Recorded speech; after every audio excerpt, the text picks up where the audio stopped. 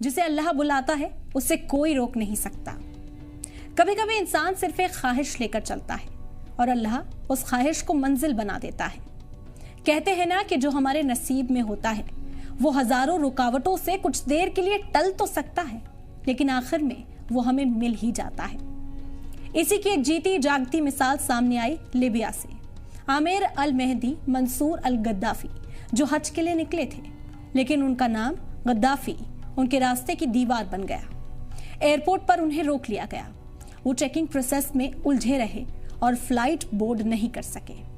वो सिक्योरिटी से गुहार लगाते रहे कि उन्हें जाने दिया जाए, लेकिन उनकी किसी ने ना सुनी और प्लेन उनके बगैर ही चला गया।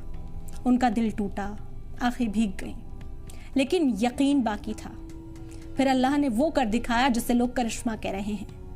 वही प्लेन तकनीकी खराबी के चलते वापस लौट आया, लेकिन इस बार भी बहुत गुजारिश करने के बाद भी पायलट ने उन्हें प्लेन में चढ़ने की इजाजत नहीं दी। प्लेन फिर उनके बगैर उड़ा और दूसरी बार भी उसी तकनीकी खराबी के चलते फिर उस प्लेन को लौटना पड़ा। तो जब दूसरी बार खराबी हुई तो कैप्टन ने ही कह दिया कि मैं अब तब तक उड़ान नहीं भरूंगा जब तक आमिर हमारे साथ ना हो। यही होता है नसीब। जब अल्लाह कुछ लिख देता है तो पूरी कायनात उसे पूरा करने में लग जाती है। तीसरी बार वही फ्लाइट उसी आमिर के साथ मक्का रवाना हुई, क्योंकि अब वो सिर्फ एक मुसाफिर नहीं थे, वो अल्लाह के मेहमान बन चुके थे।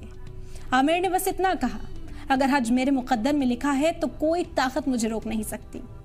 उनकी कहानी आज हर उस दिल को हिम्मत देती है जो मुश्किलों से हार रहा है, क्योंकि जो हमारे नसीब में होता है वो मिलकर ही रहता है, चाहे जमाना कुछ भी कर ले।